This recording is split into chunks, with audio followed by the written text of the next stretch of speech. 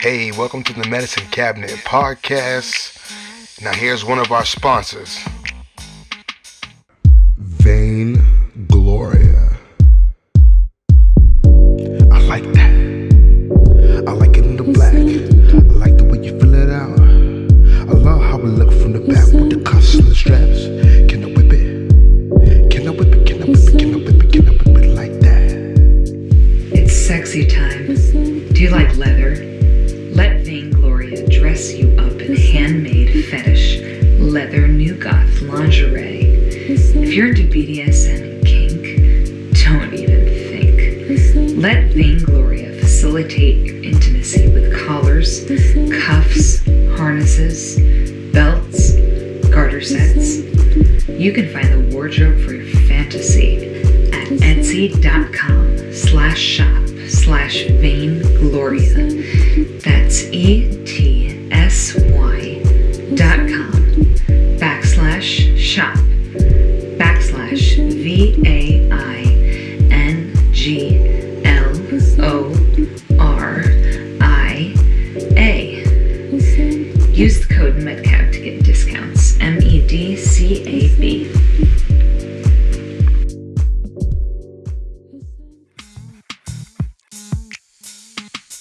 Yeah, this episode, got a good buddy of mine, a good friend. Would even call him a brother, Rusty Satone. To be honest, this podcast wouldn't even be happening if it wasn't for him. He was the one that helped me out with the microphone, that helped me out with the computer to get this popping, And that's what friends are for, But he's when I prepare for my auditions, saying when I need to prepare something, this is the guy I call because his ear is so immaculate in his knowledge of music and how deep he's gone to study, But the funny thing is, he doesn't even do that anymore. But yet I can still play for him and he can still give me the information I need to bring my excerpts or my, my solos to the next level. And what he's doing now is coding. He said bye to the life of music and now he's into coding. And we talk about that in this podcast. And this is I think this was a drinking day.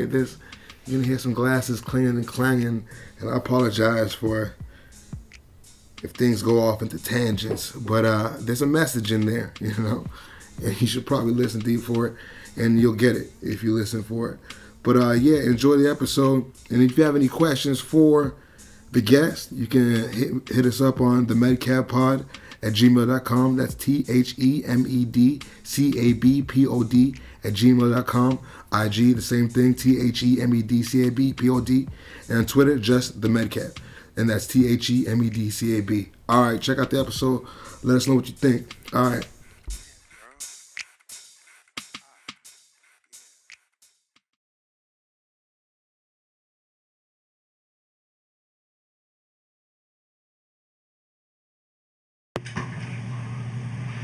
All right, we're at the Medicine Cabinet today, hanging out with us. Did you put it live? Oh, let me go live first. Let me press the button. All right, stream that. Is it going? How's the camera? You good? Yeah, we're Same as good. always. Yeah, perfect.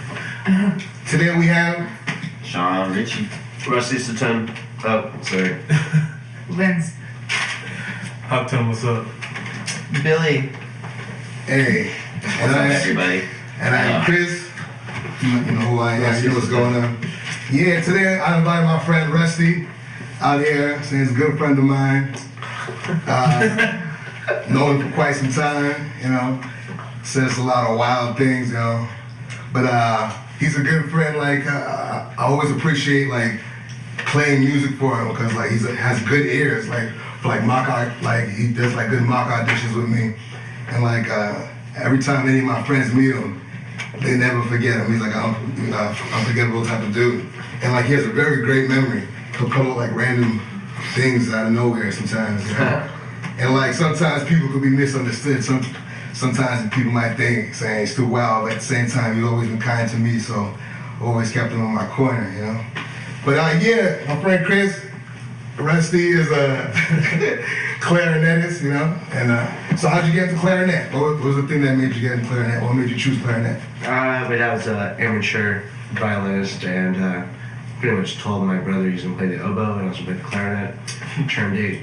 I started on piano, I was terrible, so they're just like, try the clarinet. And 8 years old, yeah, learned all 12 scales by 10. Yeah, started doing competitions 7th grade. So I was pretty successful going up into college. All right. Wait, so you see your parents, did your mother play or did your uncles play? No, she would. Nobody other than your family played? Yeah, pretty much. When did your dad quit? He has never played a sonata in his life. He's played in the orchestra. One of those violin players that just, Oh, section violin. Yeah, okay. Exactly. Okay, I see. Yeah. Cool. And like, so what are the benefits that you can take from like being a musician, you think? Like, what's the best parts of it? Like, okay, that's a really good question. Jeez. Yeah. Well, I feel like, my life is this, I'm evolving through life.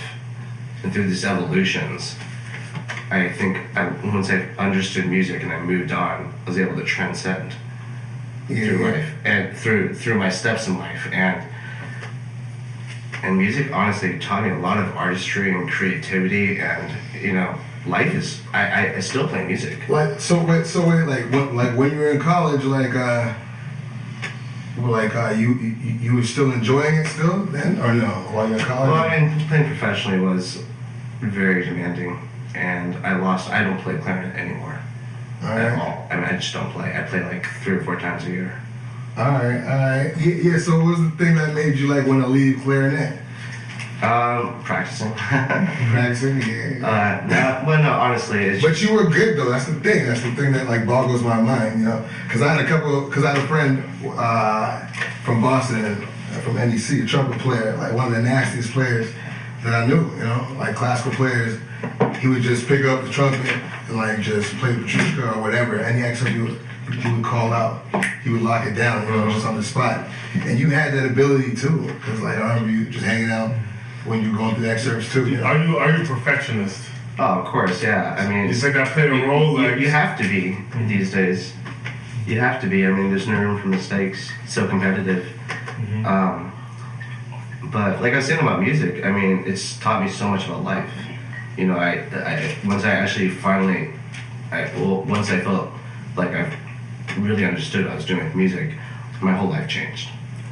Everything about the way I cleaned my room, the way I, woke up in the, what I do, organizing my day, all about organization, and, it's just life is an audition. Now, there's a lot. That's pretty intense. Now, there's a lot of discipline that goes into being a musician. You gotta go to bed on time and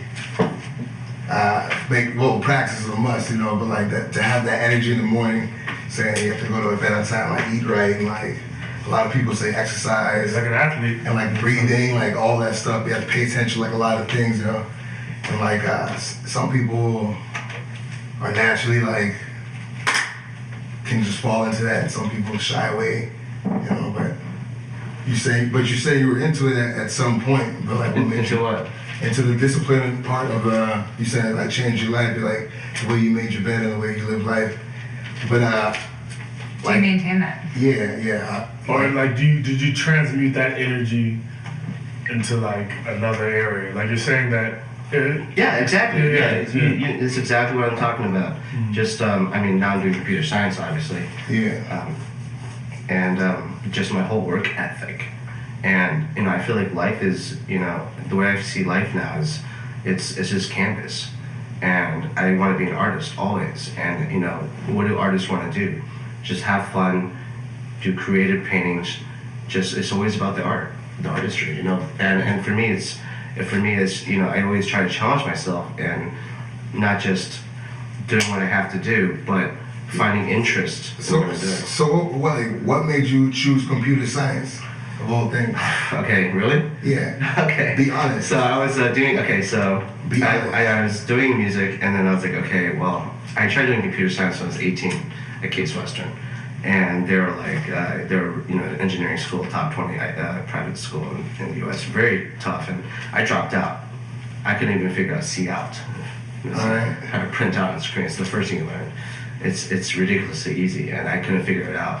I just gave up, and so I guess I had low self-esteem academically after that whole experience. Yeah. And when I was so I did music education because I didn't think I could do anything else. And I was just music education was really depressing. I had to teach high school kids, and there's nothing wrong with teaching for anybody else. But if it's not your cup of tea, I understand. Some people can understand. Yeah. So I'm similar the same way. I have a hard time teaching. Like I need the student to be involved and want to want to. Yeah, have passion and really be accomplished also, and so where was that? What was it? Alright, what's it called? We were talking about computer science, but go for it. I was curious because you said you stopped because of practicing, but I'm curious, like, what about practicing? Like, did you stop playing clarinet and choose to go into computer science because it's something that you're not gonna have to practice? No, because it's something where you can be constantly creating. Rather than you're asking me about actually switching over to computer science. Did you want me to finish up what you were saying about? Yeah, we're just talking, man. Okay. Yeah, I just remember what we were talking about. We can always circle back around. Yeah. Like a hawk. Yes. So as far as the reason I switched over financially was the biggest reason. All right, we got to the root of the problem. Saying it was money. Saying money is a great thing to want. Saying like, sometimes because like the music life is so rough as far as freelancing or whatnot, But I would sometimes because I'm always thinking about leaving. If there was something more lucrative, Of course. that I would like as much as music, Of course. But but you're saying you found your love in that in computer science also. Well, I never thought that. So yeah, going back to what you were talking about before, I was doing music ed, and I have one of my oldest friends I've known since he was 5 or 6. My neighbor, he works for Google, and I said, "How much do you make a year?" And he goes, $350. Oof. Oh damn! I never said. He's a millionaire. Yeah, but they He's use you and then they can discharge. But he likes so his job. quickly. He likes his job. Okay. He's happy. Well. Yeah. You said 350. 350 for Google. Yeah, and he just got promoted Oh wow! to senior software He engineer. made this, yeah. Not everyone's. Well, you gotta tell him to come on the podcast. We gotta talk this out. So, I guess what I was thinking is like with art or something like that, like you have to practice a lot without actually getting some sort of benefit from it, like financially, right? Whereas with computer science, that happens faster. It pays. It's not really. It's like off. it's work rather than practice. Like it's work that goes towards. Well, yeah. I mean, the amount of work you put in, you're gonna get paid most likely in return. Yeah. With music, I feel like it would be the same way, but not nowadays. Yeah, that's definitely true. So it's the technology landscape that's fucked everything, basically. Yeah. What's it called? When I went to visit you out in Detroit and like just hearing about like you like finishing class and just hanging with your tech buddies and whatnot. Yeah, you seem pretty excited about it too. So it's like you found like your next love. I think technology. But is that love like motivated by money or just the Rubik's Cube of the whole thing? Just I love money. I mean, okay. And so talk that realness. That's what I'm talking about. But to answer your question, what was your question? The whole computer science, I got into it, and I started to realize that in the day of technology is it's exponential. The way like for CPU chips, exponentially, it's almost linear. Mm-hmm. You see, so like it's exponentially getting larger in terms of the capabilities, but it's in a constant path. So what do you think about? I was talking to somebody about this in technology and like being a musician. It kind of feels like, I don't know, I wasn't there, but at one point, the swordsman was like, if you were like a great swordsman, the greatest, like just take Musashi or some shit, you're undefeated swordsman, like Mayweather. You're undefeated. The game was awesome. So much freedom. And he's undefeated, but then all of a sudden, 50-0. guns come along. changes the whole paradigm. Exactly. That's a great point. But you can take the skills you learn as a swordsman, like just the awareness, the dedication, the ability to adjust, you know, so someone doesn't cut your fucking head off. And now you gotta apply it to guns. It's like, oh, what can I do now? It's like, now I have, instead of my sword, I have soldiers, I'm a general. Or, you know, like, I don't know, like, you know, and now it's like ridiculous. You have like automatic weapons. Could you imagine if, you know, you went back in time with like a machine gun? You could be like So are you saying that moving from it's a metaphor. Moving from swords to guns, are you saying that you translating that sort of yeah, from technology. We're trying to bring guns to Silicon Valley as we was talking about. Well, no. And what's that gonna look like? Well, being an artist today is like now being an artist, like if you go to school for you go to school for clarinet, right? I did. You know, I went to school for trombone. Like that's like some swordsman type shit. Like, you know, it's like an art, like a very specific thing. But now it's technology. Anybody can make music. You know, people can make ridiculous tracks on their phone. Like any lay person, and it's like, oh fuck, where am I now? And that's not just music. It's like every art. Like you try to be an artist. Like I have this app, and you can just turn your picture into a work of art. Somebody could have spent 300 hours on that, or just 3 seconds. Like, how are you gonna pay for that? Like, you know, I think that's a big factor. But you know, what are your thoughts on that? Well, in the day of technology, for me, I feel like technology. For me, I come falling in love with it. It's completely new, and like I was saying, it's a growing industry, and it's offering so. Like, think about it. Like, I'm 35. I don't want to say it on camera, but I'm 35. It's been said. In case you missed it. I think I said it 3 times. I was watching. I think it was like Shark Tank or something, and they're gonna have it where nobody owns a car. It's just gonna be these car services where you can like hang out, be on your phone in your car, just hang out or sleep or whatever for these 7-hour drives and like cars that drive themselves. And my friend has like I think it's a 2017 BMW, and he said he was trying to park his car, but the car just took over it. And it like just parked itself, and like the wheel is going back. Automation. Yeah, just back. The world of automation is scary, man. So it's taking away jobs. Yeah. But like that's technology too, you know. But like, even, I mean, I'll probably be replaced by automation. Who knows, you know? Yeah. I mean, and that's the crazy part. But you're making it. Like what I'm doing though, it's scary. Like for example, I'm doing this mobile application, and a year ago, if you were to do the same program, you would have to do it completely different. You wouldn't be able to use UI, which is user interface, so you can click and drag all the buttons and make them look, you know, the way you want them to look. Before you had to do it manually and say, okay, I want to add this coordinate, 362-431, and I want it to be this size, 261. But now you can just click and drag. 1 year ago, you couldn't. Well, maybe 2. You couldn't do that. And so constantly I have to update the kind of research and watching videos and seeing the updates that they're coming up with. And it's just always evolving, quickly moving on. Yeah. And so it's very challenging. Does it add to the excitement, or does it kind of like fuck, now there's another both, yeah. For sure, both. I mean, I'll be stuck like looking at documentation. I'm just like, you know, but I mean, I know it'll be okay. It'll be okay. I mean, starting off, it's scary for all of us to think about. Yeah. Like starting off, I didn't know anything, and just like down the road, like.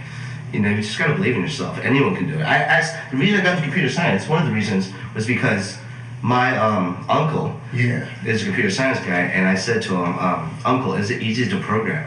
Because anybody can program. You know, ironically, I see him at my mother's funeral this year, and I said to him, Uncle, I'm doing computer science. He's like, why are you doing that? He's like, you're not gonna find a job. I'm like, what? You told me it was easy. So like, I know. He's like, I'm not trying to be discouraging. Like, too late. I mean, is it? I feel like that is an area where you can find a job. Yeah, he was wrong. Okay. Yeah, I talked to all my colleagues about this. He's retiring. He's a consultant. So there's a lot of areas where I would think it's hard to find a job, but that would be one that's. Right now, like one of the things that nowadays, but it's more competitive as well. The demand and they've done research, or they've done statistic research on the salary and the type of demand and supply that there are for job vacancies, and it's not that much better or worse.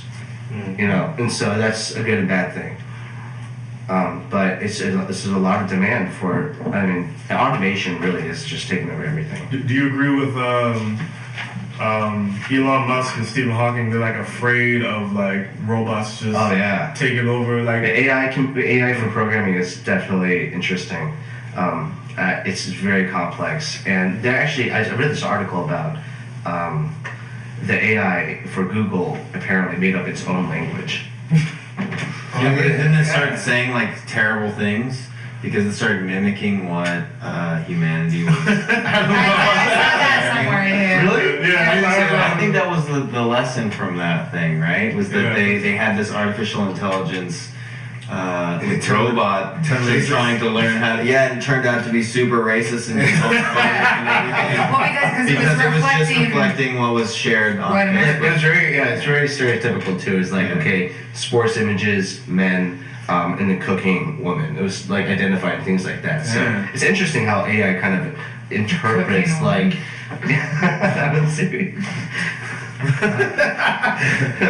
But seriously. That's crazy though. Where do you see technology in the next 5 years? Because it's like you're saying, it's exponentially growing in like even the last 2 years, you know, or whatever. Or even when I was in high school, I remember having a Nokia cell phone. It was black and white. Yep. We were excited that we could change the covers. Yep. You know, that was like the big shit. And I was like, yo, look at my brand new cover I got for my birthday. and a QWERTY keyboard, right? Yeah, no touchscreen. I need haptic feedback. Like, I need it. Just because it took me so long to get, like Chris knows, I had the physical keyboard. I just thought it was like, oh yeah, I'm typing, like, you know? And like when I type on the screen, I'm always making errors and I need like a zzz, zzz, you know? So I actually felt the opposite. When touchscreen came out, I was like, I felt so comfortable with QWERTY, and I was just like, oh wow. But you just get used to it. You know, you gotta adapt. I mean, honestly, my dad's coworker, who retired a few years ago, my dad told me a funny story because he takes care of all the tech stuff, network stuff at the office. And he said, well, Dr. Huber came up to me and he was showing me his email and he didn't know what to do. Wow.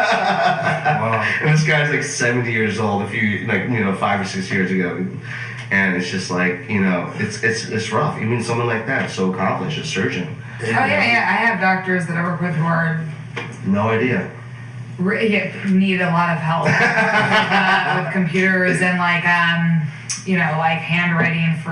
One is just transitioned over to actually typing, but I think somebody's doing it for him. Yeah, right. And he's in his 70s. He's a doctor. Yeah. You know? I mean, so. Well, I mean, like those guys are like, by the time the internet came out, those guys were like 45, 50, you know? Oh yeah. I mean, you can't teach them all about matrix. We always give them that pass. Yeah. There is something to what TJ is saying to me. Like I used to drive stick shift when I had a car, and whenever I like drive just a regular car now, which is not that frequent, I always feel like I don't pay attention as well, because like when you're doing this like stick, you're more engaged in the process. Yeah, my uncle. And like I'm very quick to, you know, if I don't have to think about it, I'm not going to. Mm-hmm.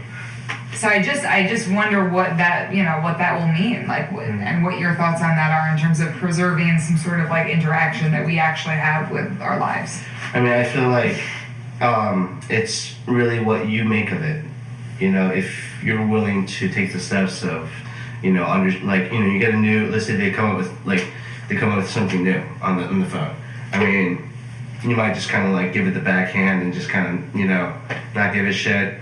Or you could really get to know the program, get to know what's going on. And it takes time and it takes effort, but I mean, they make it user-friendly enough where technology is understandable to, you know, the common person. Yeah. So, I mean, it's, yeah. Mm-hmm. No. Last night, while we were watching the fight, I remember you was talking to a lot of people about different ideas, perhaps, you know, it's like, it's like you see the vision, you see what's going on. Well, startup companies are very lucrative but risky. There's a really good documentary on Netflix about independent game. It's called Indie. It's about independent coders that pretty much make games. Like, you ever heard of Minecraft? Yeah. That guy literally, he just wanted to make a game. He could do what he wanted to do with that game. and then he released it and made $1 billion just off one game. And he did not want to make any money off that, but now he's just sitting on top of that. He's just like, okay, like just like flow on his lap, you know. Do you feel like it's the gold rush? You know, one person just fucking struck gold, and everybody's like, "Yeah, I'm moving out there." It's crazy. I mean, honestly, like I'm sure, like Location-wise, it's really suspicious. well, see, that's the interesting. It's very similar to music. It's like, how do you become a soloist? You know, it's not just about being a good player. There are legendary players who never became famous. All sorts of instruments. Excuse me. And what was I talking about? Soloist, like Oh, the soloist, right? And so it's just like, you know, it's just like you need to, like nowadays, especially nowadays, you got a combination of everything, you know, because the music industry is one of the biggest industries in the world, right? You know, overall. But what was I saying? The soloist. Soloist. All right, okay, soloist. So I mean, it's just, you know, it's like the soloist. You gotta have all the right ingredients. You know, and it's like that with everything in life, and more so with music, I think, because it's very risky. You know, you feel like you got to put it all down. Or Is that why you left? Because you were scared? yeah, I was scared. You know? I was scared that I was Rightfully so. I was scared that I was not going to make any money for the rest of my life, and I was going to play with community orchestras. You know, or third-rate orchestras. That was a real thing. I'm being honest, and you know, I would only settle with the best. Yeah. And I wasn't even close. I wasn't even close. You know, it was so competitive. That's why I asked you to do perfections earlier, because I feel like, you know, foresight can be like a double-edged sword. You know what I'm saying? Like, Right. like we see the goal, Right, ignorance is bliss. but then you know exactly how much work it's going to take and how much sacrifice. You're like, Well, I see, like, that's pessimism versus optimism. I had a teacher in Mark Nuccio who was like, you know how hard it is to succeed? You know how hard it is? You know, like, so many people, only one person wins the job. And then I had another teacher, exactly the opposite. He even believes to me to this day. You know, and it's just like, I mean, I don't know why he still believes in me, but I think what we're talking about is pragmatism, right? Because sometimes, like, if you're fighting someone and you know you're gonna lose and they're gonna kill you, you have to retreat, right? Yeah. That's like the whole point of like having a general. Yeah. So I can't send my troops out to fight because it's like literally just sending. That's exactly how I felt when I played music. I remember I'm making that phone call, and I said, "Hi, I'd like to apply as a music educator at your school." And it's exactly like that. It's just like I was like, oh my god, like hearing the words coming out of my mouth, I was just like, so that wasn't what you wanted to be. Yeah, you didn't want to be that guy. And then I'm glad I switched over from music ed because I'd be teaching high school kids, and I'm probably the last person. Shut up. Why are the last Shut up, teacher. teaching High school kids. Well, I'm not a babysitter. You gotta be a babysitter. You gotta go there and make sure that the kids are okay, and they talk back to you. You just say, okay, you know, like. How would you deal with it if somebody talked back to you? Fuck that kid up. I ain't playing this. Okay, well, I am on camera, so I can't answer that question. Yes, you can. Alright, let me have another beer. but it takes a different personality. I suppose, right? Which is an important job. I'm more oriented towards, and for me, it's because I'm impatient. That's the biggest thing. I'm more patient towards college students. You know, people who are like there and they're like, okay, I'm paying money. Yeah, you know, it's like making a dedication and commitment to music, as opposed to kids who need to be persuaded. Yeah. And that's like another world for me. It's just like you gotta connect with these kids, you know, and it's just. I don't know. It's been a long time since I've been a kid. Would you ever teach computer science to kids, high school kids? Oh, I totally recommend it. I mean, they have like Code Academy for like literally like, you know, elementary kids. No, would you teach? No, but would you teach it? Would I teach it? Yeah, I'd love to. What's the difference? I think that's a good point. I know him. That's a really good point.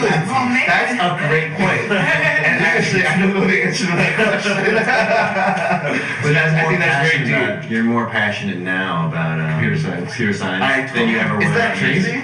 Because I mean, I'm the most passionate musician you could ever imagine. If I found something that I was good at and I could possibly make $350, oh my god, $350. Wait, I can just make $250 for you. How much money do you have to make a week to make $350? What's up? How much money do you have to make a week to make 350? Oh, it's like $7,000. $7,000 a week. Most people are never gonna make that, and that's okay. Yeah. Okay. So by 52. Let's just say 500,000. Let's say 500,000. Okay, that's like the highest paid computer programmer. Okay, that doesn't own shares in a startup company, for example. Okay, I'm gonna be generous. I'm gonna put 4 weeks. Okay, 125,000 a week. 125,000 a week. No. Right? No. That's how you do that. No, it's not how you do that. What's 500,000 divided by 4? It's so wrong. Yeah. That's 4 weeks a month. I love it. Oh, in a month they make 500,000? In a week, I said a week. Oh, yeah, but I'm saying I thought you said 500,000 a year. 350,000 a year. A year. A year? Oh, shit. Oh, no. Yeah. We're thinking different levels. That's like a multi-million-dollar salary. That's cool, too. 500,000 divided by 52. Okay. It's cool, I but wasn't it's using not school, going to guys. be I'm sorry. common. I'm like, If you're making that, most people are not. $9,615 a week. Now, this guy, he showed me his rig. Like, he takes that, he like smokes wax out, and his rig was like $1,000 rig. It was just like, I have a picture of it. It's fucking ridiculous. It's like, this guy's just like, as far as weed goes, just like, I'm wealthy. It's like everything, probably, man. Yeah. But sorry. One thing. Is he happy? Oh, is he happy? And also, you make that much money, right? But then your circle gets bigger. Like, for instance, you take the richest musician on earth, who is, I looked at it, was Andrew Lloyd Webber, right? He's almost at $1 billion. But lots of cheesy songs. But think about who he's hanging around with. If you're almost making $1 billion, you're hanging around millionaires, you're still an artist.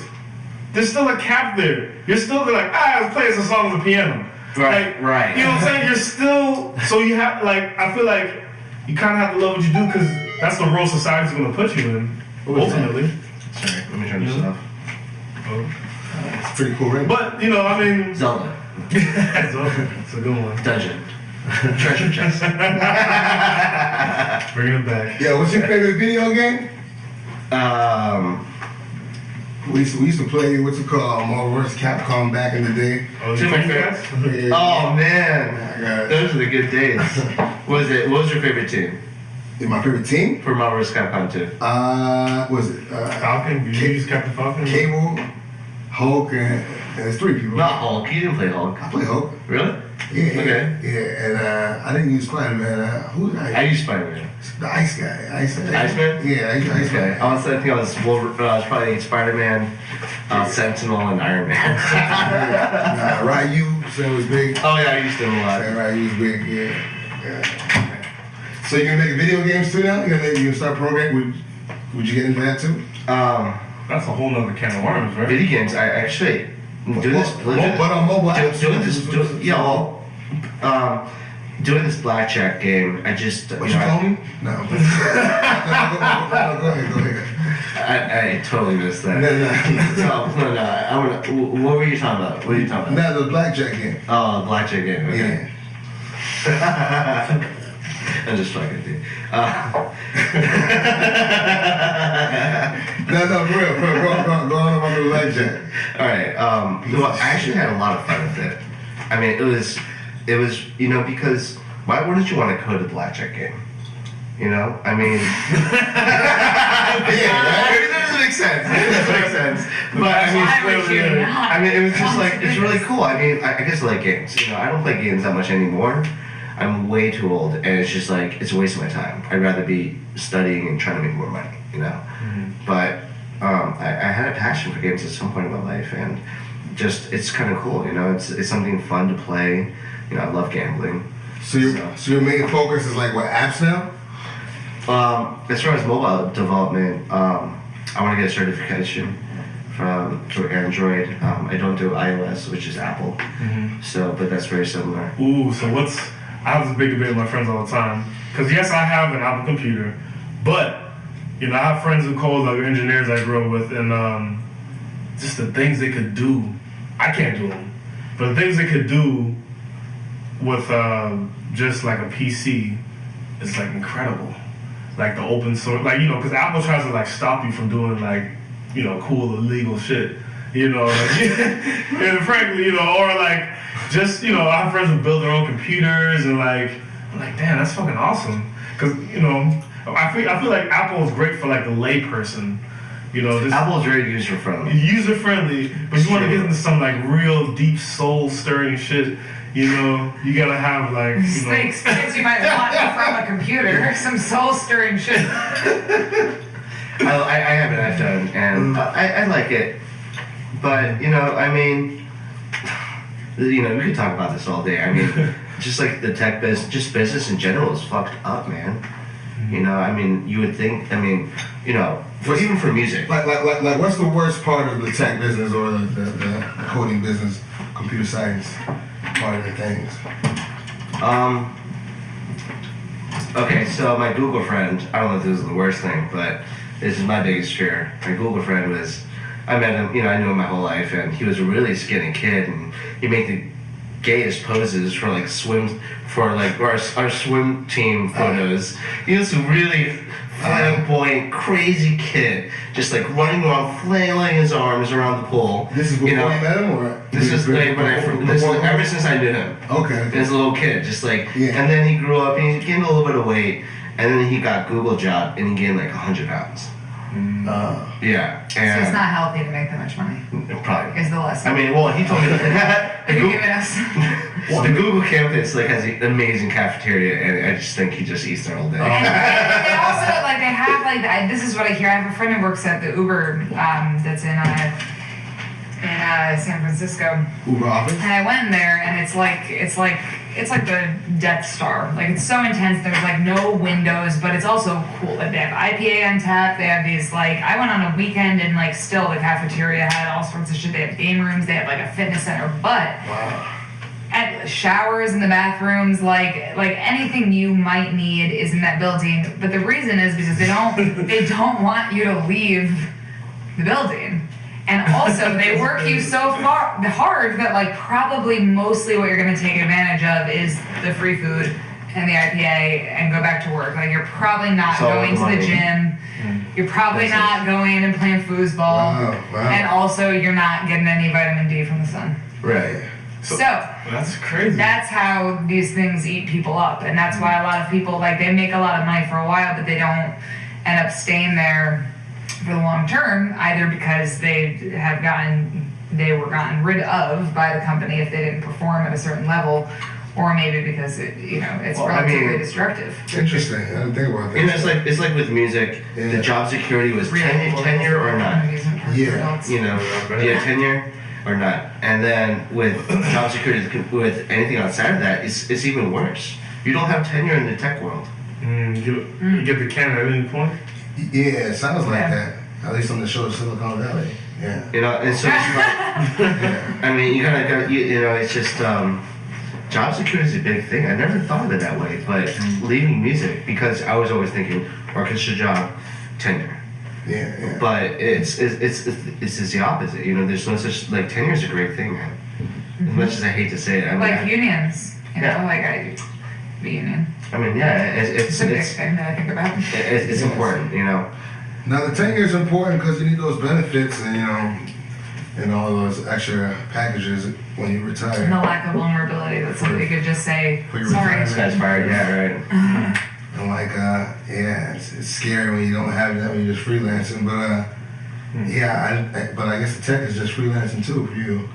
More or less, too, right? Well, independent contracting is the most lucrative thing you could do, probably. Okay. I don't know. I mean, making $500,000 at Google is a lot, but you can make a lot independent contracting. And it's interesting. I was talking to your friend Trevor about it. Yeah. And he's an independent contractor, and you know, but that takes a lot more responsibility. And that was the same thing in music.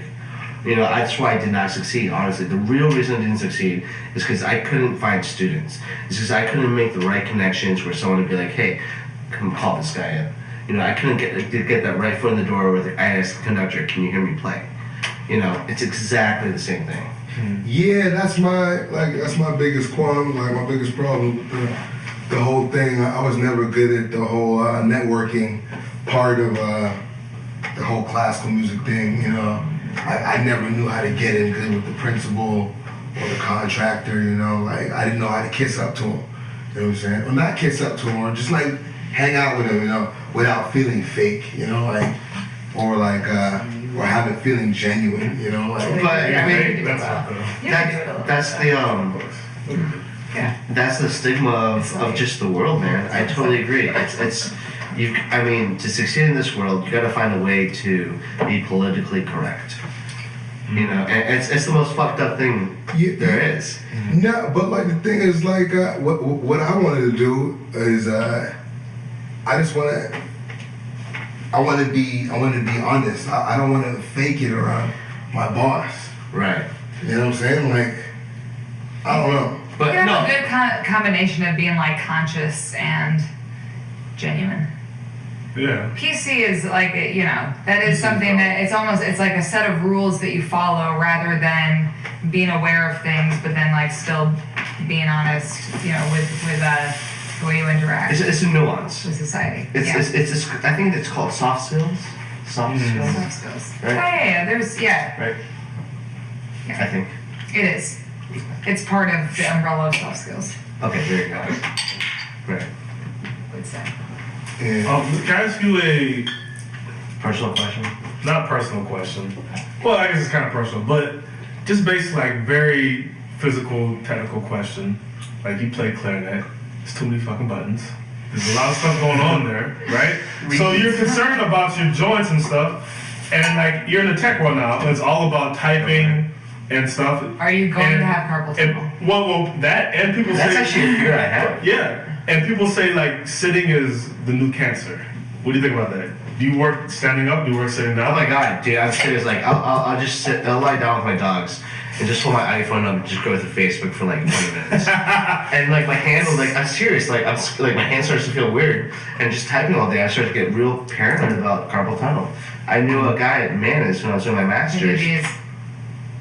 Oh, is that what you do? Yeah. Exercise right there? What, did you do that for like 10 minutes or something? Or like I don't really know. I've never actually gone to physical, but people that I know that really? have carpal tunnel, this is like one of the exercises. And it's quite easy and kind of enjoyable. Oh, wow. Yeah, right. Yeah. OCD kind of thing, yeah. Both. They're connected a little bit. We can do another podcast. Yeah. But like, I feel like, I mean, me as a musician, when I practice, I was just talking to my friend Billy over here, world-class percussionist.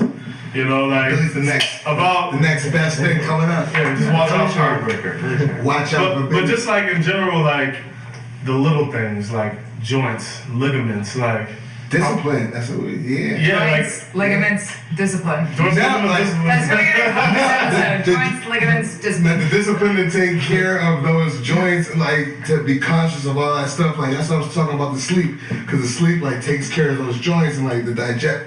And all that really goes into the musician. Yeah, taking care of and like when you watch these athletes, you know what I'm saying, like these boxers, Mayweather, who 50 and 0, he just did it again last night. His hands were shit.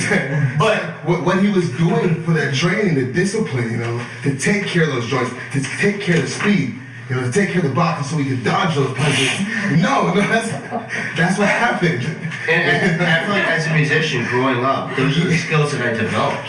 Oh yeah, and like I see in your discipline, in your study and keeping up with the tech and stuff. Yeah, because I couldn't do it. I don't think personally, but I know it's very useful. It's not. I mean, it's not for everybody. Honestly, I think anyone can do it as long as someone sat down next to you and explained everything in layman's terms. Yeah. Extremely simple and relatable. But the thing is that if someone were to do that for you, they'd be charging you, let's say, at minimum $20 an hour. Yeah. It'd probably take 100 hours for you to actually feel comfortable to do some really good stuff. Right. You know. What's the longest you've ever worked on a project in one sitting? Like, you just looked up 12 hours. No, 12 hours. What did you do? That might be a nice one. Yeah. How many hours you said? Like 300? So it's about a 2.5 hour. Okay, I did tic-tac-toe in 2 days. And that was about probably 15 hours. And then I did for about 100. Total. Okay. So it's like 300. Just for the blackjack? Yeah. Okay, that was about 15 days, and that was about 7 hours average a day. So 7 times 15 is 105. So let's talk about those 15 days. What did you do? Were you I was really into it. Did you take a shower at any point? I was really into it though because like. What was your sleep schedule like? Not bad. You know, I take I have ADD. Just for the record. What brand of cigarettes was it? I have ADD, so instead of smoking cigarettes, I was doing that and taking Adderall. Okay. But I take a very Pill popper. Yeah. I'll be honest. I mean, Adderall. Adderall's a good drug. I stand by it. I think it's very useful. Maximum dosage, especially. What's the maximum dosage? You? Well, okay, I'm on Vyvanse at the moment, but I also do have Adderall on the side. As like a PRN or as like I bought this on the street? Wait, this is all. wait, this is all prescribed. Well, Adderall is a prescription drug. Well, I've had prescriptions for both. But the joke is that Adderall is popular on the streets. On the streets. But it is a prescribed drug. Yeah.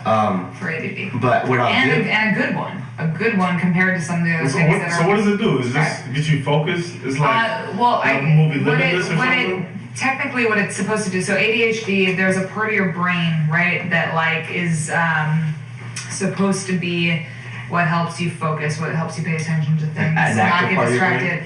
And it is like not as active as it is in people who don't have ADHD. So the idea is that you are prescribed a stimulant to wake up that part of the brain.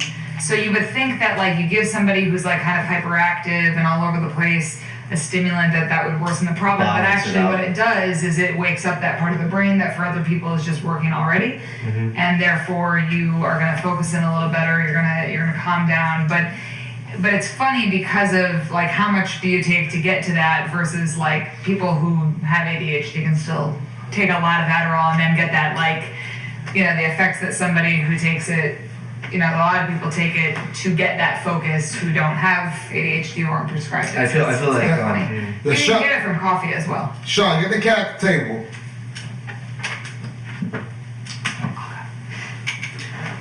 That's a very good point.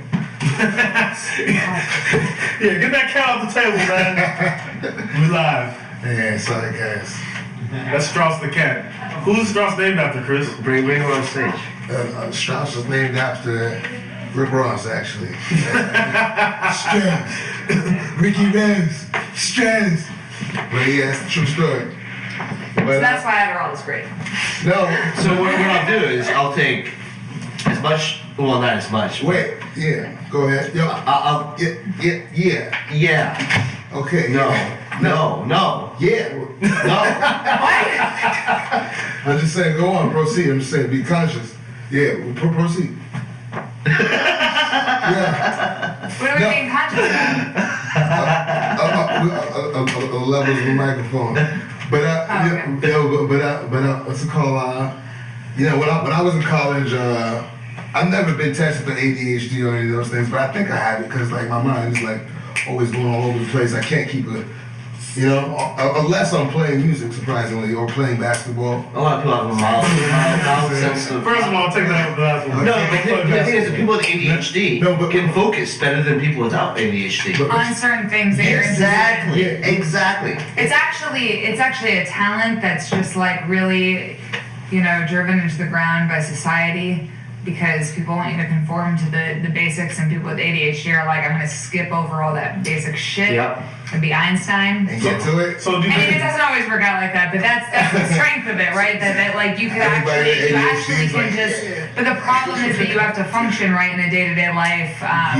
But do you think that's, and you as a third person, somebody who works with the mind, do you think that society as a whole is becoming, since technology is becoming exponentially more ridiculous, do you think humans are just becoming exponentially more neurotic and it's going to catch up to us and we're all going to get fucked and be drooling and shit? I definitely think that there is a problem that even just the point that I was making about stick shift versus automatic car. I think that it is good for people to engage in the world that's around them in a physical sense. I think that we're made to do that. I think it's been proven over and over again that using your body then helps your mind in a mental health sense, in a cognitive sense. All these things. It doesn't have to be any particular thing, right? It can be a lot of different ways of expressing that. It can even just apply down to like actually like reading something and thinking about engaging. It's more about the interaction, I think, than it is necessarily about like one sort of practice versus another. I do think that, you know, there's a lot of research now that's coming out about like kids mostly interacting with screens. I think there's problems with that on different levels, both in terms of actually looking at a screen, blue light, tech maker, on your couch, in bed, looking up at it for 20 minutes is probably not the best thing for your eyes. Or my hands. Probably not the best thing. My wrist. Yeah, and there's a whole bunch of so I think that it's the part of the yin and the yang of it, you know. But yeah, it's the yin and the yang of it, and I think I don't know if you were quite asking this, but just one thing that I think about a lot in terms of ADD, just because you mentioned having it, that it's something that, like, on a certain level, I think that there's a lot of strengths in it that actually get repressed by society, which is unfortunate, but at the same time, it is important for people to be able to function in the world the same way that everybody else does. So it's about skipping over things that are less important to get to like a brilliant idea. Being very creative. Creativity.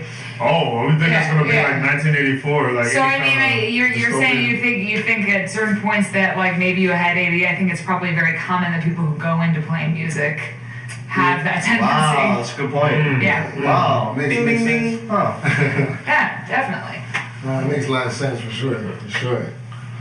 Yeah. And that's one thing I feel like, you know, I touched my shrink about it. It's like, look, I'm trying to find a higher dosage, and my doctor won't give it to me. Yeah. Well, is that the only way you're prescribed? Wait. No, I'm saying, no, one being though. Wait, hold up. Yeah. Like another reason why I'm gonna invite Rusty was another thing I wanted to talk about, if you don't like, it's like mental illness. It's like, if you don't mind, like the bipolarism. Yeah, and like I feel Type like 2, manic. Yeah, and like Okay. Yeah, but check it. Like I've seen some things, you know, but at the same time I've also seen, like, we just talked for like 45 an hour about how about all the great things you've done as far as music and like how deep you're into this tech. So you're functioning, you know what I'm saying? Like, what were some of the struggles you had to deal with as a kid? Like, from when did you really first see it affect your life? You know, like. Oh yeah. So I was my shrink knew me. I was about 14, and he wrote in his notes bipolar, and that was where the symptoms started to come out. And I'll tell you right now, bipolar has been my number one struggle or fight in my life. Yeah. And that's probably one of the reasons I kind of screwed up music too. You know? Yeah. It's really fucked up because people don't, unless you're out there. Yeah, there's some stories out there, but like, no, it's all good. I got some too. But like, it's like, you felt like your mind or whatever you were going through, and people not understanding that is what affected things, or you think you could have more control, or what? Could you rephrase that?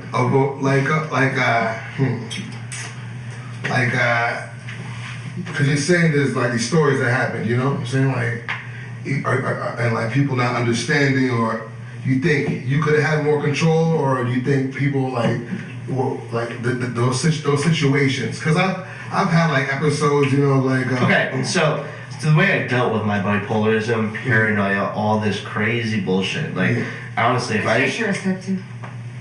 What? You had paranoia? That's what my shrink told me. I don't even know what type 2 means. What does it mean to you? Well, paranoia is supposed to, like, you know, if you hallucinate, you hear things and see things and shadows and stuff, then you might be type 2.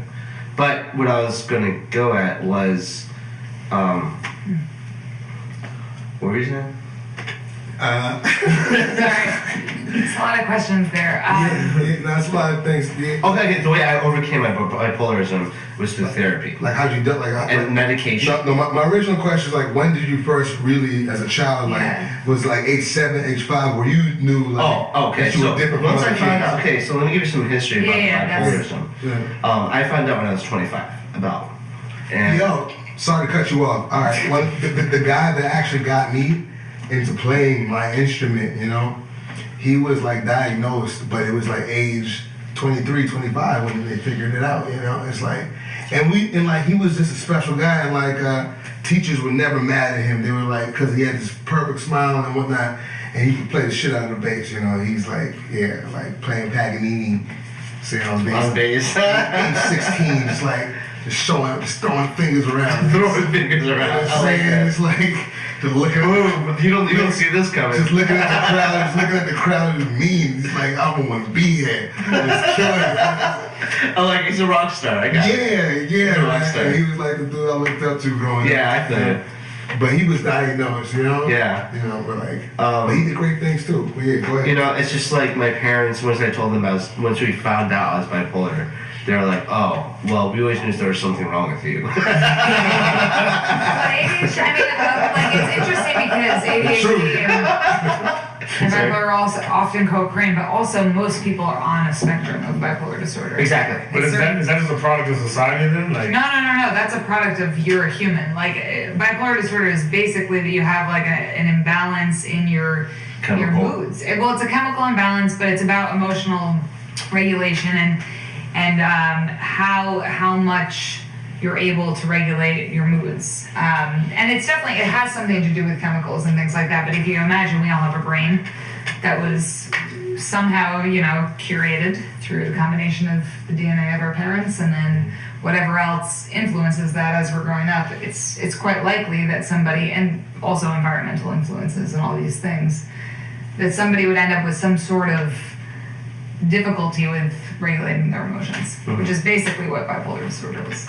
Yeah. Because it is regulation. Do you think that's like kind of like, you know, I talk to people who grew up in like 70s, and my sister grew up in the 80s. You grew up in the 80s because you're like the same age. Like, I feel like that's when they really started to crack down and giving kids medicine and drugging them up, and kids was like, you know? You know,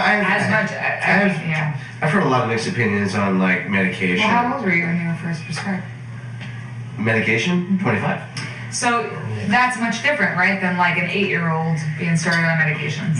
Yeah, that's the thing. I'm worried. Like, do you think there's some conspiracy, some government conspiracy? I think they're a lot more careful typically in prescribing children medications. Although, with that being said, that's going to affect certain populations more than others. So that it is an area to be concerned about. Medication has changed my life. For the better or for the worse? What do you think? I'm asking you. What do you think? Yeah, what do you think, Chris? What is your opinion on that? Do you think medication could change someone's life, bipolarism, in a positive way or a negative way? I don't want to answer this. That's kind of funny. You're taking it at least positive. You're still taking it. But my whole point being, do you believe in medication? Because, like, yeah, in some ways, because, Really? because I'm letting. Chris has dreads, he smokes weed. Bob Marley shirt. Yeah. And like, yeah, I think it's benefited. But like everything in moderation. You know, you can't just have jalapenos all up on the fucking nachos and shit. Yeah. Well, what better way to regulate it than with the doctor? True. Yeah. Hopefully you have a good one. So, what do you think it was good or bad or? Oh, it's changed my life in a great way. So, but at the same time, there's some doctors out there that are on some whole business type of shit where they're selling opioids out there too. Right? What do you feel about Martin Shkreli? Oh, that guy. Shkreli. First of all, he's an asshole. HIV medication, dude. Hyped him up 17,000%. Well, also, Oh, the Ghostface guy? Yeah. didn't he also do that to the EpiPen? But that wasn't it? That was a lady. That was a different thing? Yeah. Oh, I just clumped him into that, but yeah, Wu-Tang. He just got convicted of 3 charges. I Yeah. hope so. That's evil, man. People need to live. So, like, people should go. See, I feel like that's a huge thing with medication. For example, herpes. Are they ever going to cure it, or are they just going to have suppressive medication? Polio. Chris Rock had the same thing, right? Like, herpes. Are they ever going to cure it? It boils down to, are they going to figure out a way to... Exactly. Well, right? do they want to cure it? Or have they figured it out? Well, that's what I am curious about. I don't know. I don't have the science brain. So, like, for me, like, to conceptualize coming up with, like, a vaccine for cancer, I'm like, well, that would just be, like, magical. That's like coding. Like, to me, that's like, oh my God. People get murdered for shit like that. You know? Yeah. Honestly, there's so much money in the business. Like, you find a cure. I'm sure it's happened more than once where some like genius scientist found something, got murdered. I mean, these are just people that are outside of my spectrum of intelligence, so I can't even imagine it. To me, it just seems very possible that it just hasn't been done yet because it's hard. Greed is crazy, you know. If anything, I feel like that's another thing. Like, it comes down to it's like when will the that pharmaceutical side be exposed? Will they be exposed? Do they need to be exposed? Is medicine the way we perceive it? Well, I mean, people think about big pharma as an evil thing. Like, that's already people have a negative opinion towards pharmaceuticals in general. Yeah. I mean, that's I don't know. That's crazy. Okay, could you imagine a world with instead of people the tech companies is a big thing. Can you imagine if people just had fucking mortars and pestles were just throwing up herbs and trying to make their own medicines? I don't understand. So for instance, don't you think that's happening on the internet right now? Well, yeah, but not in the same way. Okay. You're not getting a job like that for making medicines. It's controlled by the big, I feel like what's cool about the tech companies is so DIY in a sense. You could, there's a hero stories, people who made, the guy who made Minecraft. That's a hero story. Most people are not going to do that. Yeah, right. But that's a hero story, and I feel like, we're getting medicated by these big pharmaceutical companies. What if some, the next generation is you know what, fuck that. We don't need your fucking medicine. We're going to study, whatever. We're going to dissolve this pill and figure out what's in it and remake it. Is that politics at that point? Oh, in a sense, but I'm just talking about... The industry doesn't... Right. Yeah. That far, yeah. But I'm just talking about people who are the actual creators of the field. You're the creative of your field.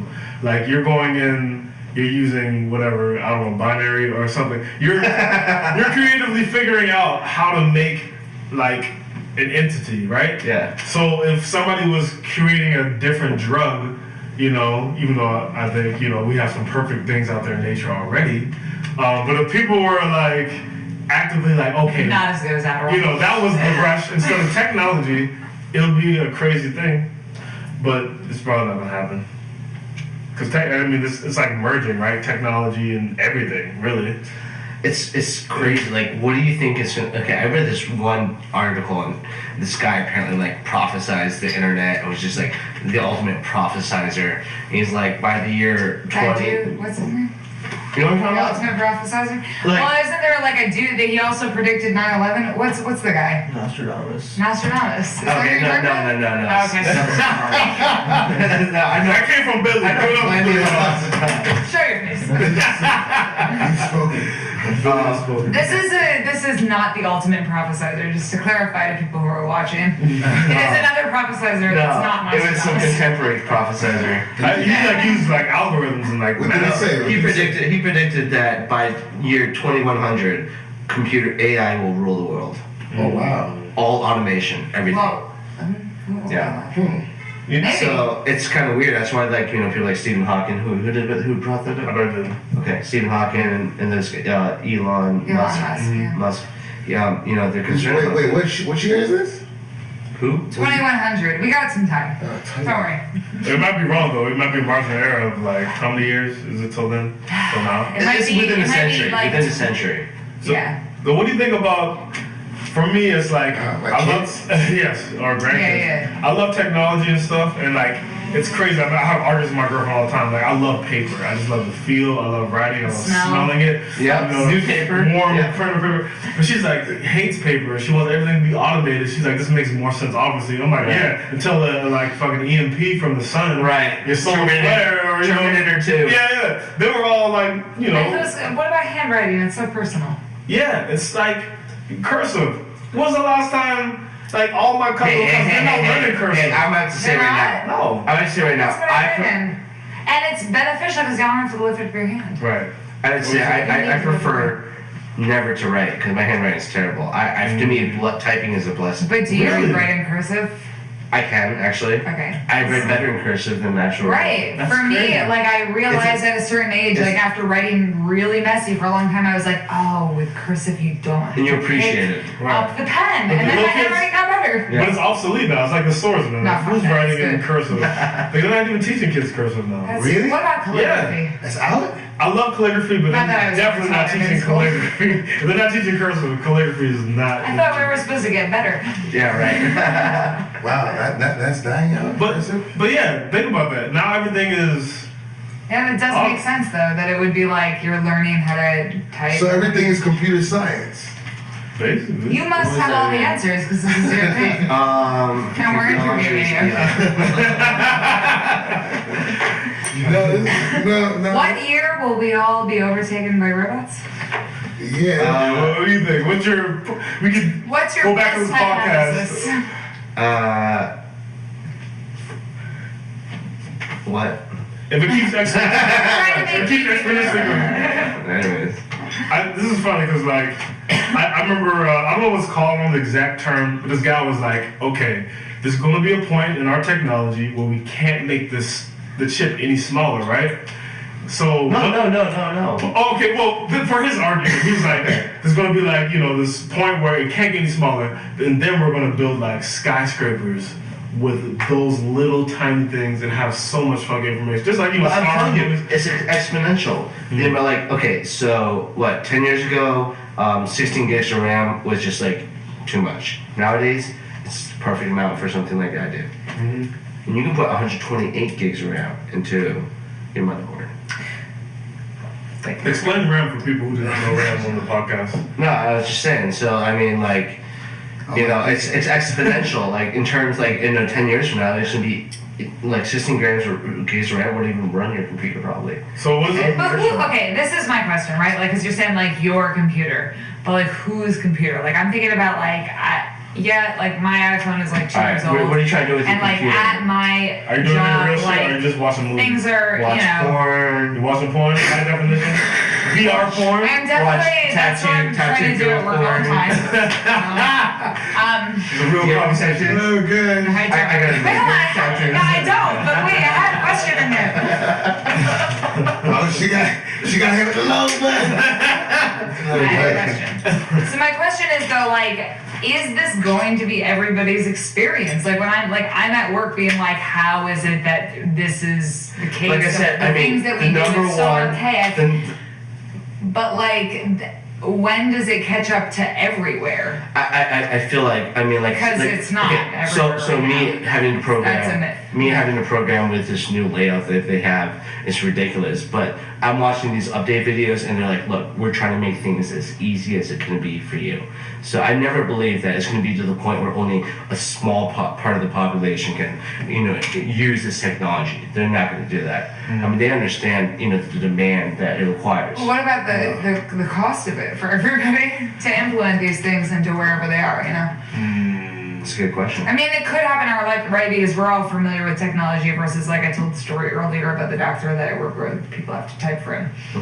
Yeah. But like, people on I just Amazon, do they're think not about gonna do it. Like these things cost money. It costs money to put like the most up to date technology in whatever setting you're in. And some people prioritize that even if they don't have money.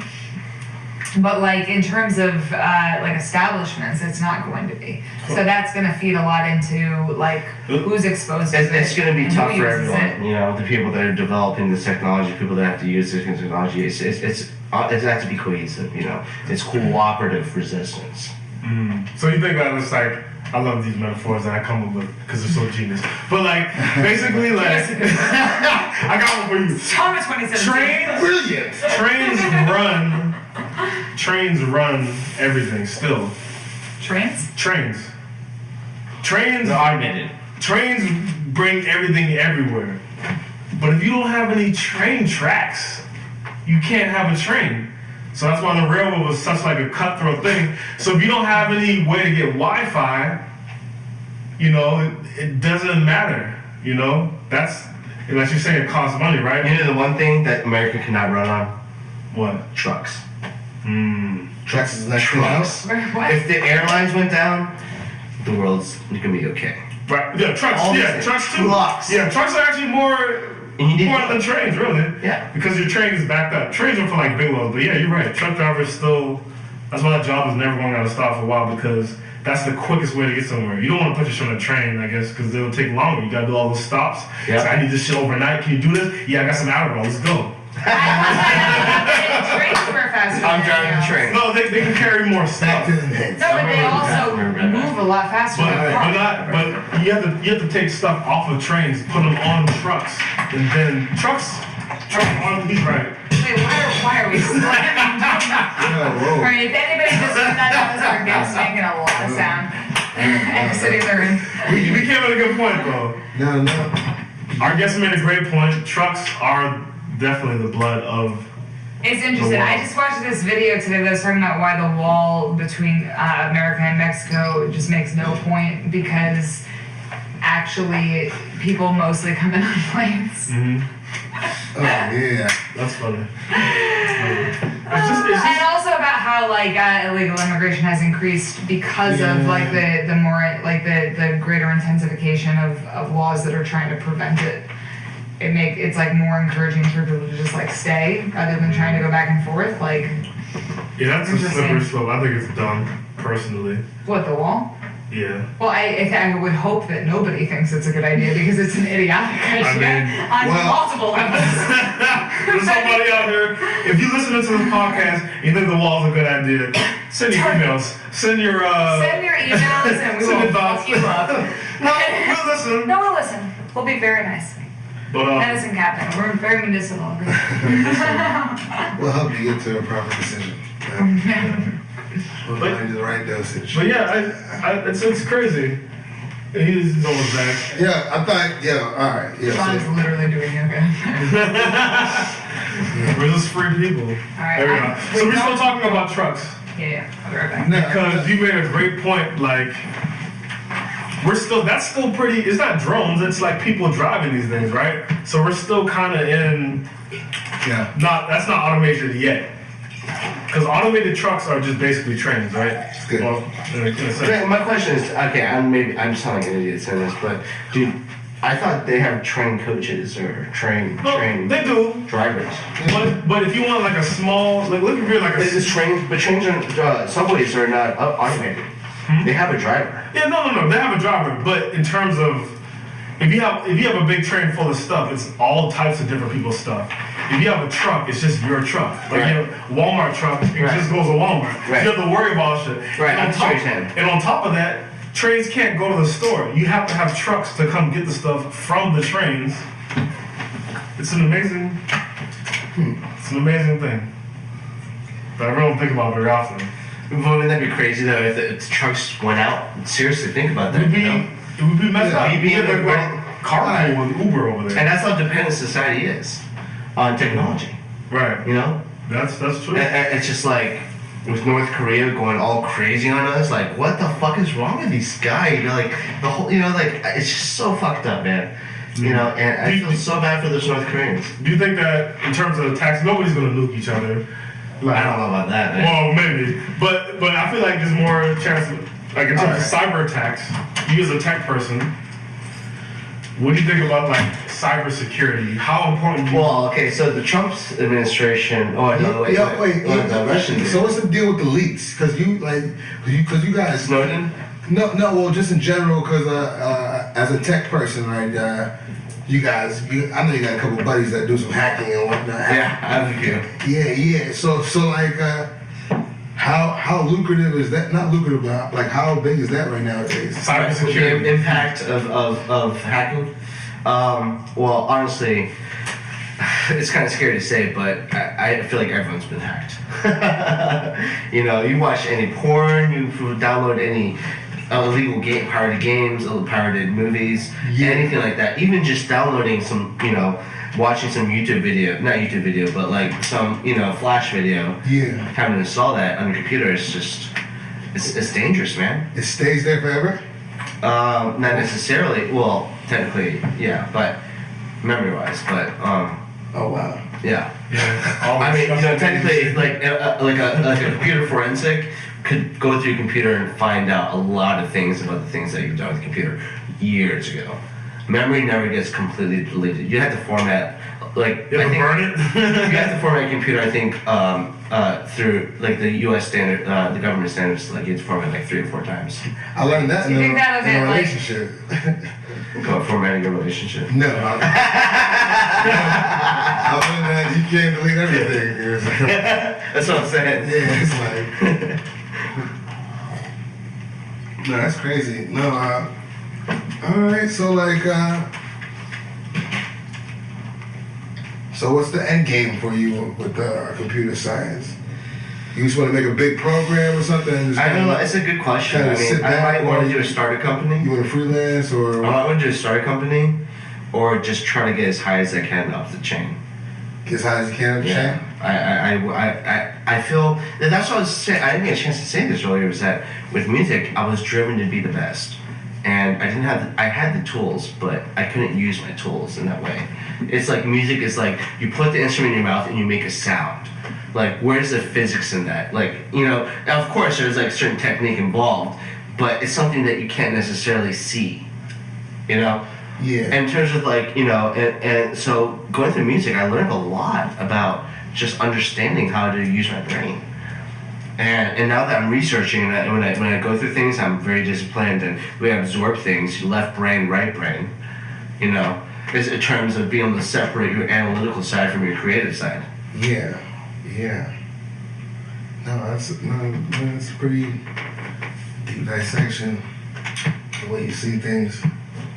Yeah, no. So overall, you would say you're glad you made the change. You wouldn't look back and nah. You don't miss music at all. It could have been a different career, but unless I was playing with top 5 orchestra, top 10 orchestra. You would not have been satisfied. We got strauss in the house. Well, I would have been happy, but yeah, I wouldn't be satisfied.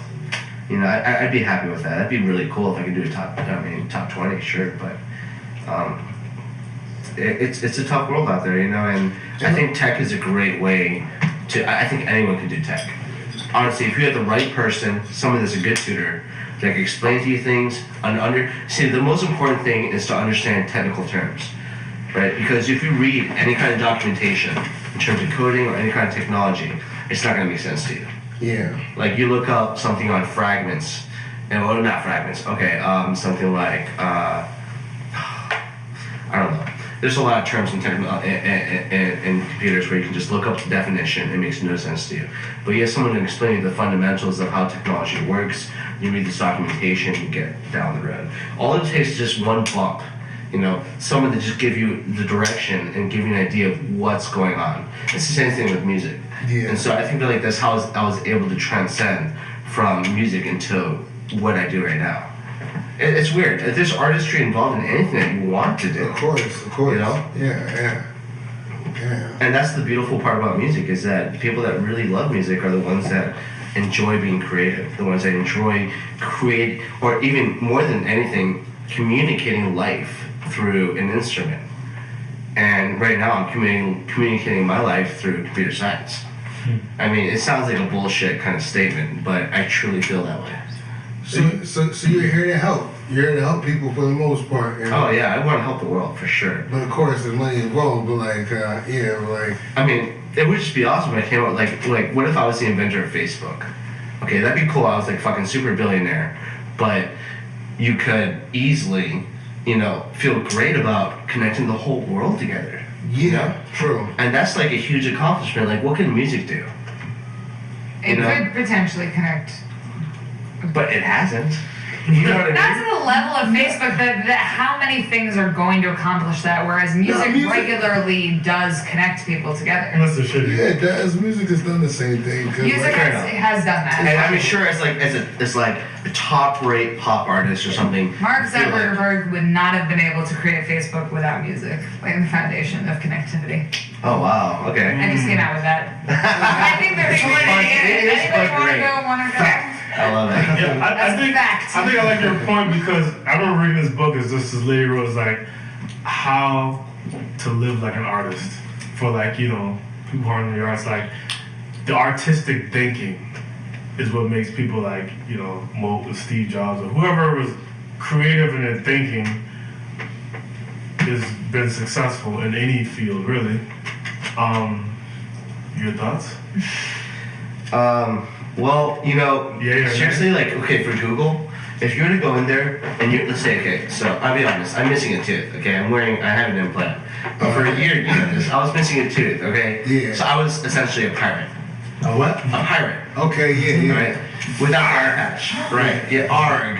And so I was talking to my Google friend, and I said, yo, Ben,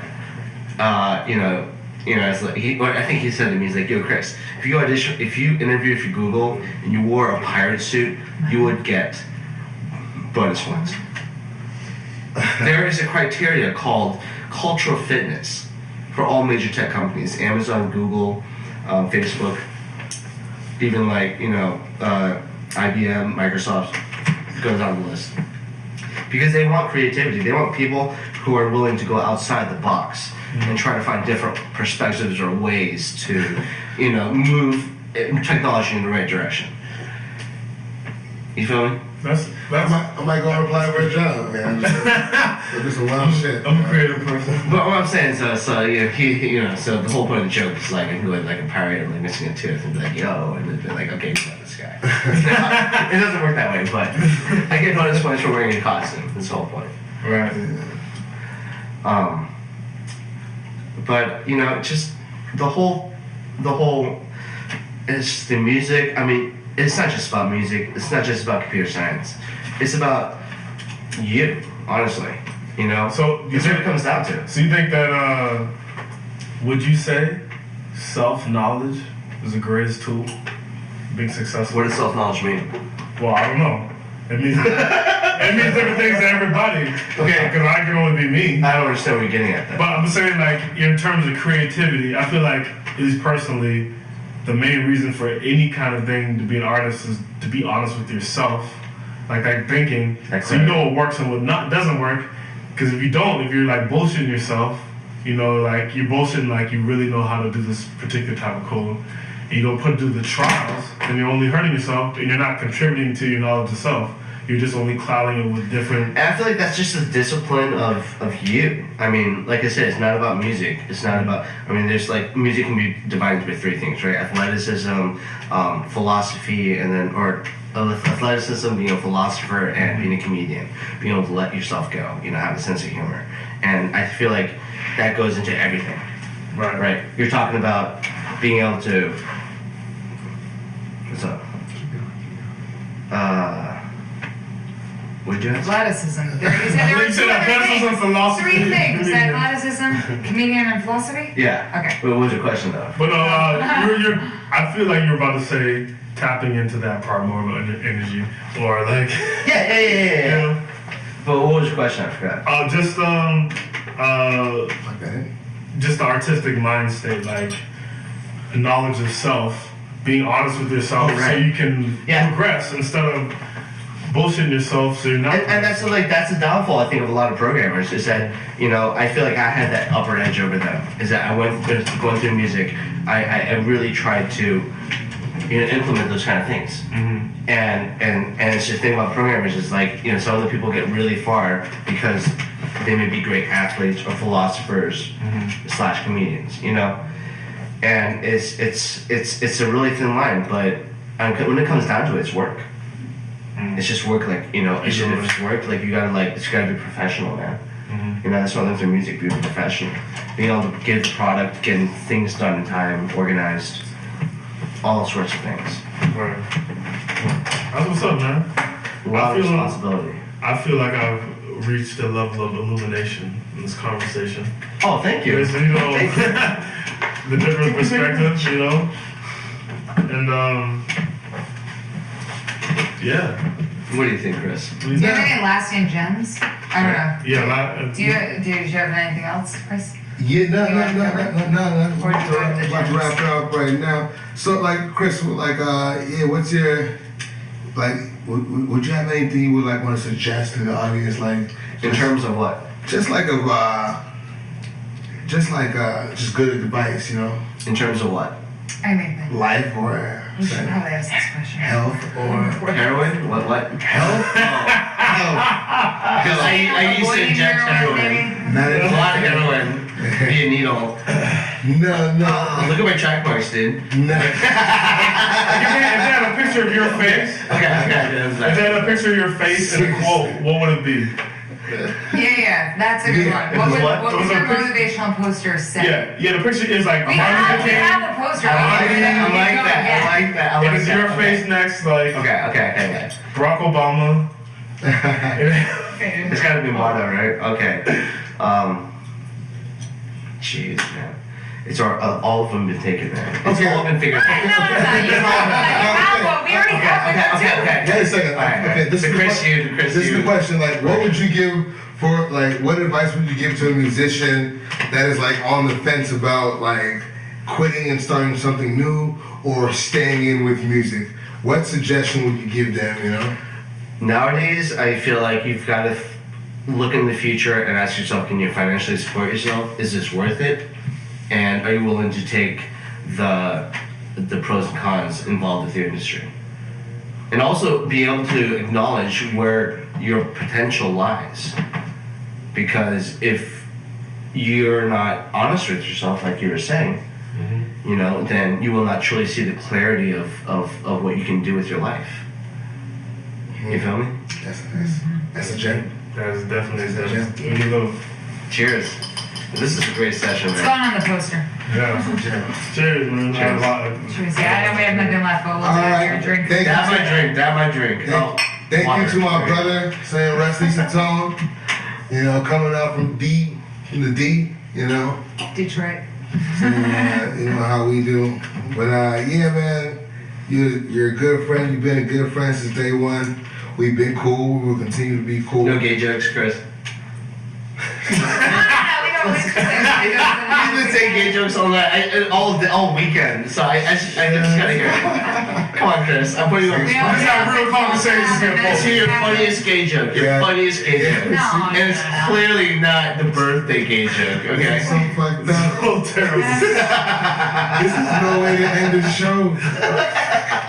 This will happen after the show, maybe. Okay, you're gonna cut it off at this point. No, keep it. Look, Alright. say it's my brother. Say what? Nah. Yeah, oh God. I'm a good person. For starters. Before we end this show, Clearly you can joke around with me. I'm It's a funny. good person. But do you have like any? Oh, you haven't even. Wait, when do you graduate? You graduate in December. December. And like I said, in certification. All right. My goals are to start off 60,000 a year, make 100 within 4 years. I mean, I'm driven by money, man. Because I mean, as much as money doesn't bring you happiness, I'd rather be driving a nice car as opposed to a shitty car. Wouldn't you? Yeah. You want the basics of things that make life just like a little bit easier. Not necessarily the basics, like enough but, to be comfortable. I mean, I'm smart. Luxury? You know, my parents are well off. Yeah. You know, and it's just This like is luxury to me at this point. it's just like, you know, it's I'm just uncomfortable. you want to be comfortable in life. That's a very good Yeah. way of putting it. You know, and being a musician was a huge trade-off, man. Yeah. I mean, if I was playing with the New York Phil, that'd be fucking awesome. Yeah. You know, I would love to go to work every single day. I would work my ass off. Yeah. But I don't have the luxury, so I've got to move on, you know? And I guess that is my message, is if things don't work out, move on, you know? Use what you learned through your experiences to transcend towards some evolution of the next stage, you know? To evolve towards whatever you want to envision. It comes down to what you want. I mean, evolution doesn't just happen because it happens. I mean, people make things happen. Take things into your hands and mold it into your vision, essentially. So yeah, man. Yeah, that's good. That's good. No, yeah, because it's so good to me because I know you for so long and I know the crazy days. Well, you've only known me as a programmer for a year or 2 years. I know I've known you for a 3 years, musician 3 years. even longer, but like Yeah. I see how you've grown and how you're taking this, how seriously you're taking it, and you don't have like because you're not even working yet. You're just about to graduate, but you're looking for ideas for your apps, you know. So you're kind of working. So I'm trying to figure out, can people reach you somewhere? Do you have like an Instagram or GitHub. Huh? GitHub.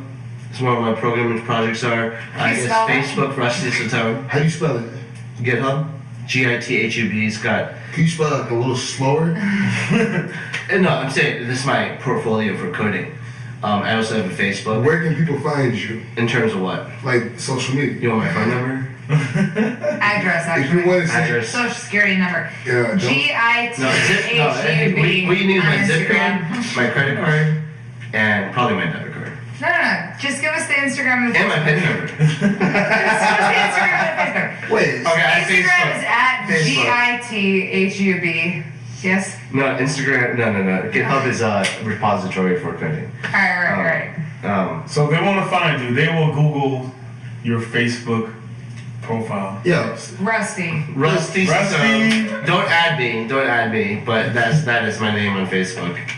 All right. So I My guess whole point being is that listen to me. If you're listening to me, listen to me, okay? Because you gotta listen to me. Yes.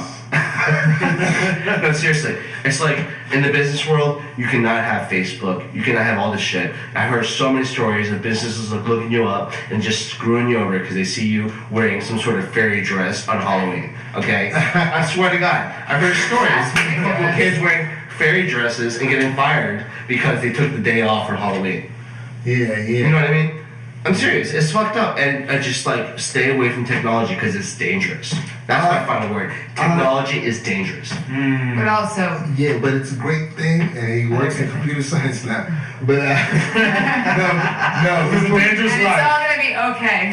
before I just want to say thank you for coming in again. I will not see you for a while, so I'm glad that I can give you some of my time. Yeah, man. Thank you. Reclaiming my time. Thank you for coming out. And yeah, he's basically saying you can't find him. Saying like you can't find him on social. But he will be hacking into your shit. Your shit. All right, thank you guys for listening. Saying see you at the next one. All right, bye. 4Loop. 2Loop brings you future fashion with a fantastic impact.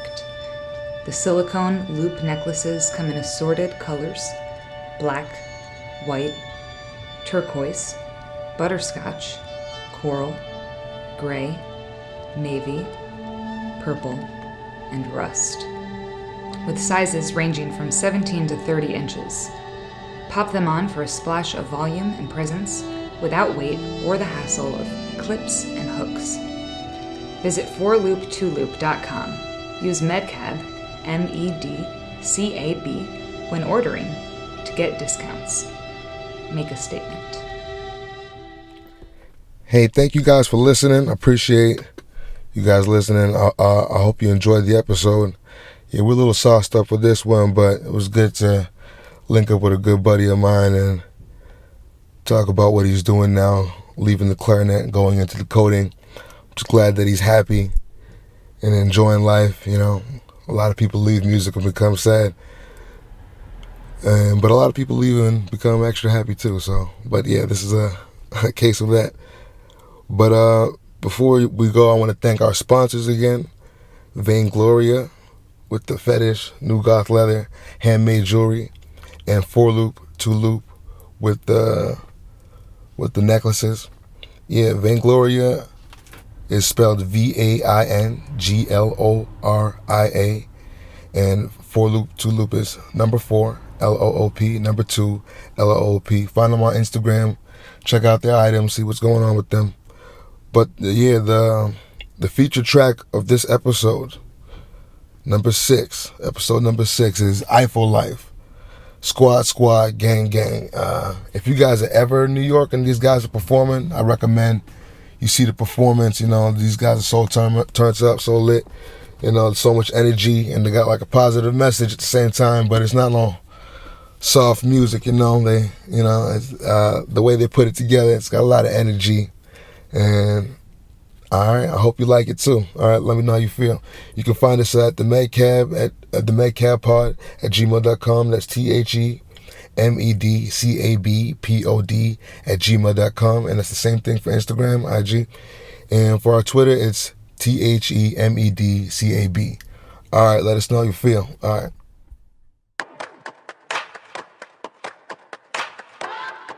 Come here, punk. Who you with? Squad, squad, gang, gang. Squad, squad. Squad, squad, gang, gang. Gang, gang.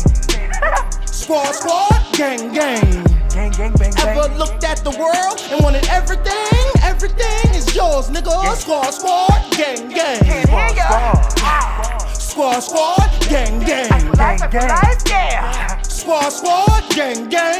Gang, gang, bang, bang. Squad, squad, gang, gang. Gang, gang. Ever looked at the world and wanted everything? Everything, I'm alive. Squad, squad, gang, gang. Yes, world, It's yours. Squad, squad, gang, gang. More. Ever looked at the world and wanted everything? For the record, fuck a naysayer. They ain't saying shit anyway. Say a prayer for a hater. He can die any day. My sis said success is the best revenge. So that's when I celebrate with my squad and my gang. Monster truck flow. Ever been to Soho and bought everything? Don't compare my style, my fly, Home Alone to another plane. No business like show business. By the looks of it, you in the wrong business. No logos, my favorite logo. That secret down 9111. Take cover when you see it. EiffelLife. I know you see it. Get nosy, ain't ya? Yeah. Squad, squad, gang, gang. Squad. Squad, squad, gang, gang. Gang, gang. Squad, squad, gang, gang. Gang, gang, bang, bang. Ever looked at the world and wanted everything? Everything is yours, nigga. Yeah. Squad, gang, gang. Can't hear ya. Squad, gang, gang. Life, yeah. Squad, gang, gang. Gang, gang, bang, bang. Squad, gang, gang. Gang, gang. My squad, my gang, talented, yes, in many ways. We on a different level, man, and we coming, yes, for everything. Not in the energy way, I mean the POS way. Give me the energy, Goku, Spirit Bomb, man, they don't play. Don't fly, our day off Easter Sunday. We big as the US Army. We get love like the beehive in the Navy. Najarachi jeans, fuck the zips. I got the rips with the snaps. I got the buckle. Najarachi flaps in the back. You know I got a match. That's for the SS, it's for the GG. Shout out to my nigga G. Shout out to the OGs. Shout out to everybody, please. Everybody that respect me. Y'all know what the recipe. Little bit of good energy. Suck a nigga screaming, help me, please. Suck a nigga screaming, help me, please. We ain't into that though. Suck a nigga screaming, help me, please. We can't help the need. Suck a nigga screaming, help me, please. EiffelLife. Squad, gang, gang.